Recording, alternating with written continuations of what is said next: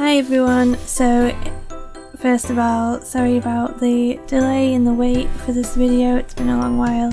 Had a lot of things I was planning for Horse of the Year show and then that happened. This was actually a painting for Horse of the Year show and then my laptop broke. So yeah, here we are back, hopefully editing and doing a voiceover for the video.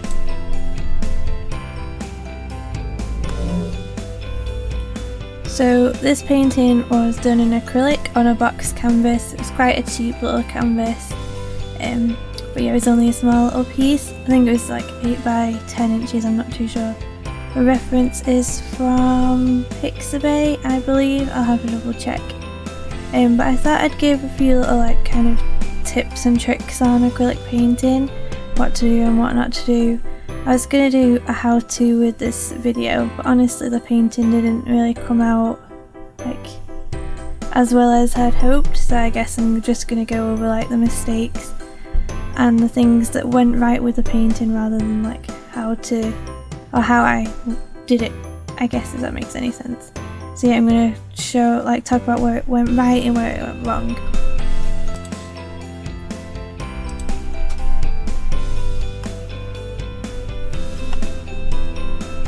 Okay, so when doing these bulky backgrounds in acrylic, I tried to work wet into wet. So I tried to keep the paint nice and wet so it's easy to blend into each other. I think one of the mistakes I made though was making it too wet.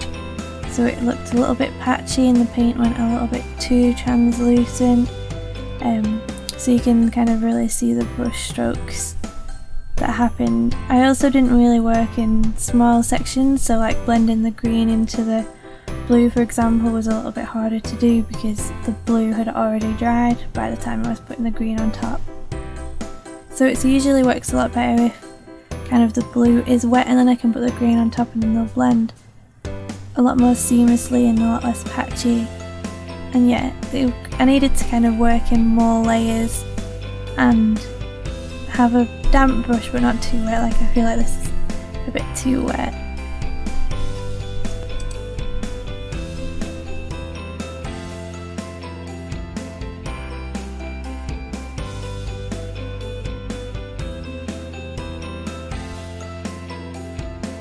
Now when I do these bulky backgrounds you can see that I am kind of blending wet into wet, so the green is blending into each other quite nicely now that I've got some more layers down and I'm working the wet on the wet.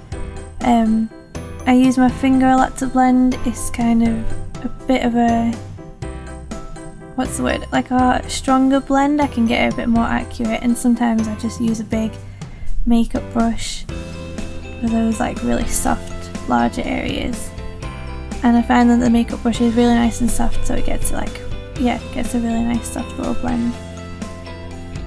You can see I'm like mixing my colours on the left, and yeah, I've just got a nice little selection of small little paints and then mixing the paint as needed. If I like pre-mix them all then they'd all dry and it just wouldn't work as well. I prefer to mix them kind of as and when I need them.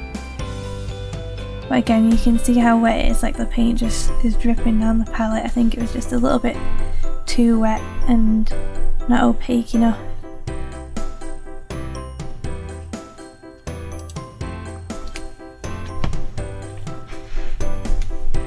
So yeah, now everything's starting to dry. You can kind of see where the blending was a bit too harsh and it wasn't wet enough and it didn't work as well. Whereas like on the little foreground bit of the background, when it's still nice and wet, it does blend a lot more like soft and not quite as harsh. And I think the blending works a lot better on the horse as well because I'm working in a smaller section rather than trying to do the whole thing. When the background is wet as well, sometimes it is important to let that paint dry so then you can layer on top, because if it's too wet then it kind of just lifts the colour and moves it around. So it's important to kind of have a damp brush, not too wet, so that it like lifts on over mixes, I guess.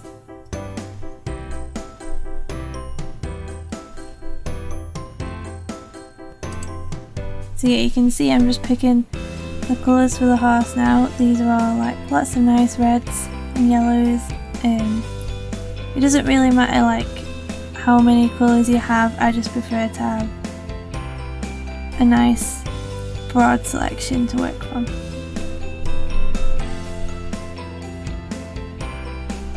And here I'm just getting like really rough tonal values, using the dark red and the purples when needed to mix those darker colours. I'm using quite a big brush here, and the like bristles were quite rough and sparse as well, so it helped to get that fur texture down.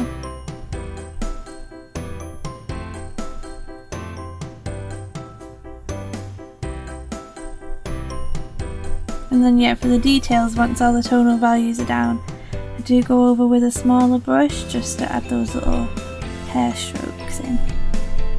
But first it's just about getting the tonal values nice, making sure all of the ear is nice and dark before I can like add details over the top.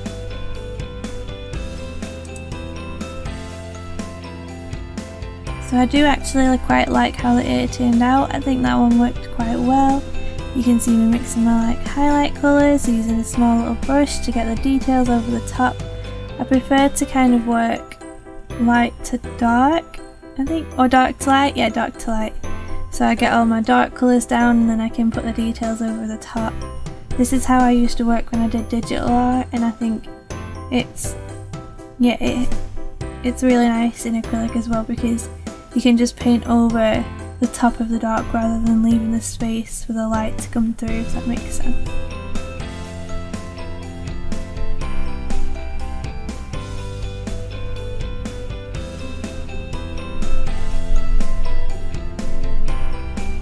I also kind of create a little bit of a glaze here with the yellow, so at first it's quite bright and strong, and then I'll really water that down into a nice yellow and then glaze over the top.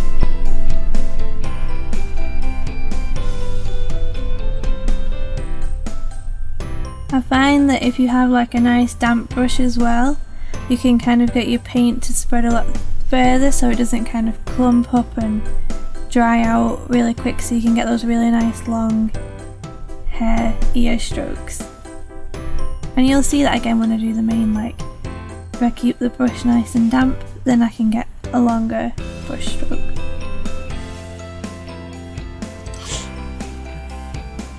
So this little brush was a really tiny one. It was like a 0 out of 10 or a 0 out of 100 brush, I can't remember. It's a brush by Daler Rowney, I think. Anyway, it's a tiny little brush, really small, gets those little hair details in quite nicely in the ear. And again, doing like a nice big glaze with a really kind of watered down paint to add that like red shadow in the ear. And I'm always looking at my reference photo every time like I put my paint to the canvas. I check my reference photo. It's not too important to get it exact, but you should be like looking to make sure you're getting kind of the right area, if that makes sense. So another thing I used to do in digital art, and I try and do it in colour pencil as well, is create a base colour. So this base colour or grounding colour kind of creates kind of like your mid-tones, I guess. So it's the colour that's used most in the horse, and then from the grounding colour or the base colour you've got a nice mid-tone, and then you can darken that as you need to or lighten it as you need to. I find that when you get a nice base colour, the highlights and the shadows pop, and it's just a lot easier to work from a mid colour. So you can see me doing it on the head, on the ears. I'll just get like a big scruffy orange like paint down and then add everything on top.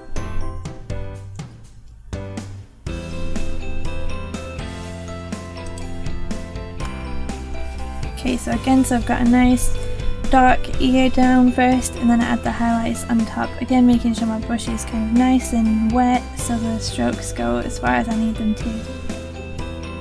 I find that keeping it nice and wet as well makes the brush strokes look a lot softer rather than having like a really dry brush.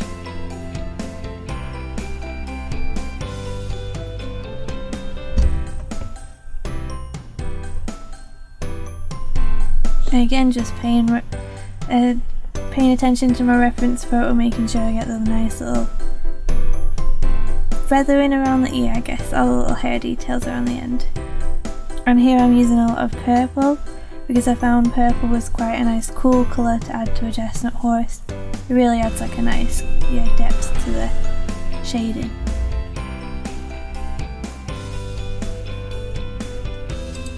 I'm paying lots of attention to my reference photo. I could see kind of highlights on the head that were very nice bright orange, which contrasted really nice to the purple shadows, which is really why I picked this reference photo. I think I absolutely love the colours, and it was really nice to work from.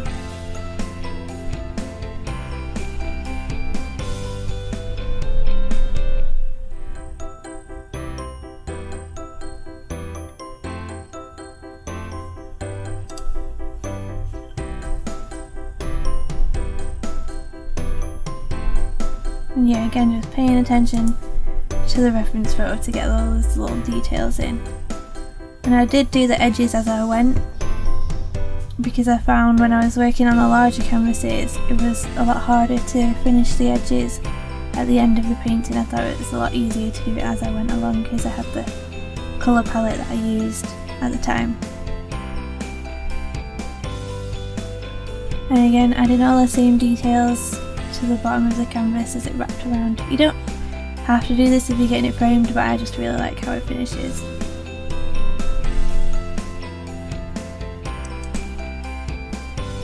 Now again, just prepping my colours for the mane. It was a really nice golden mane with the same kind of purpley shadows at the top where I think the ear shadow was. And you can see how I can get the brush strokes nice and long with a slightly damp brush. You can see where it's a little bit more translucent, like the purple comes through on some areas, but that's fine because hair on the mane is quite thin, so it didn't really matter that it was lots of different tonal values in there.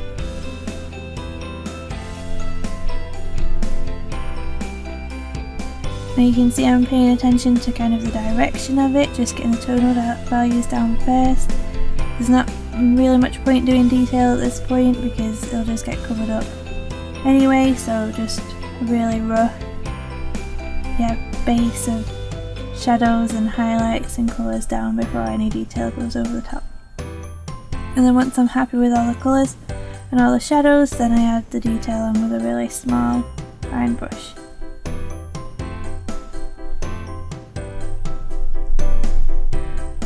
And yeah, again doing the same to the edge where the mane kind of goes over the end of it. And you can see here like kind of how far I can get that colour to spread in one brush stroke, and that's just because the brush is nice and damp.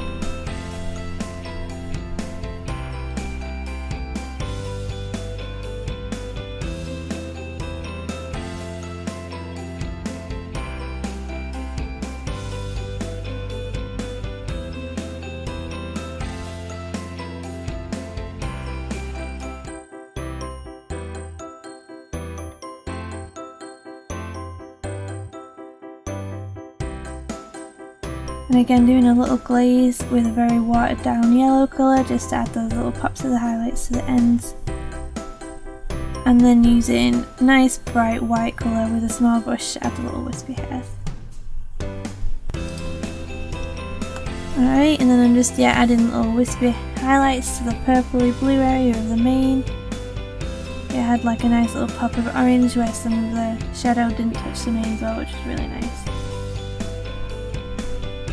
But yeah, that's it for this kind of walkthrough of the acrylic video. There's not really much to it.